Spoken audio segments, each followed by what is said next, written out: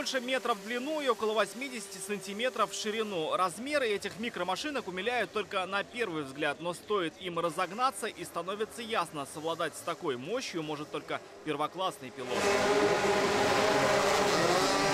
В Казани очередной этап фиджитал-гонок. Если в прошлый раз пилоты состязались на крытом картодроме, то сейчас на открытой ледовой трассе. Машины вгрызаются в лед шипованными колесами, но даже это не спасает от заносов. По правилам, дальше нужно бежать уже за руль симулятора, где по заснеженной трассе придется ехать на виртуальной модели Калины. Здесь к своему этапу готовится 12-кратный участник Дакара, пилот КамАЗ-мастера Айрат Мардеев. С недавних пор он еще и сим-рейсер. Я сам увлекаюсь сим-рейсингом не так давно. Буквально, так сказать, новичок еще в этом, но уже интерес проявляю, участвую в некоторых чемпионатах. Вот, и, конечно же, вот эта связь между двумя мирами, так сказать, очень интересная. Уровень гонщиков на этот раз поражает даже ярых болельщиков автоспорта. Если за рулем одних картов многократные чемпионы Дакара, то за другими пилоты Формулы-3. Александр Смолер, давний любитель сим-рейсинга, один из немногих российских автогонщиков, которые в прошлом году выступали на международных соревнованиях. Считает, сейчас пришло время развивать свои первенства. Чем их больше, чем они масштабнее, тем лучше, потому что спортсмены у нас все-таки никуда не делись, они остались, им нужно здесь где-то выступать. Конечно же, это один из многих шагов в нужную сторону.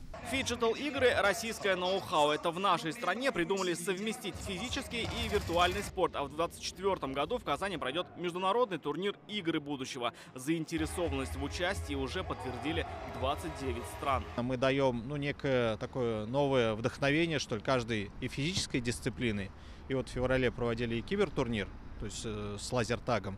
Тоже, мне кажется, сделали интересно, и многие заинтересовались этим форматом проведения. Если с обычными автогонками не каждый сможет воссоздать тот болид, который водит его кумир, то вот с фиджитал ситуация другая. При желании сделать это может каждый. Для этого нужен компьютер, симулятор, руль, кресло, ну и, конечно, огромное желание хорошо водить. Ведь это одна из целей фиджитал-спорта – выявлять перспективных пилотов уже на раннем этапе. Думаю, что это как раз некий такой толчок, что совместно и с играми на симуляторе, и с профессиональной гоночной картингом можем увидеть талант и дать ему шанс. Это может быть магнитом, который спровоцирует людей как раз-таки, да, чаще тренироваться там и на карте или там на какой-то другой спортивной технике, тренироваться на симуляторе, тем самым, да, сохранять свою форму.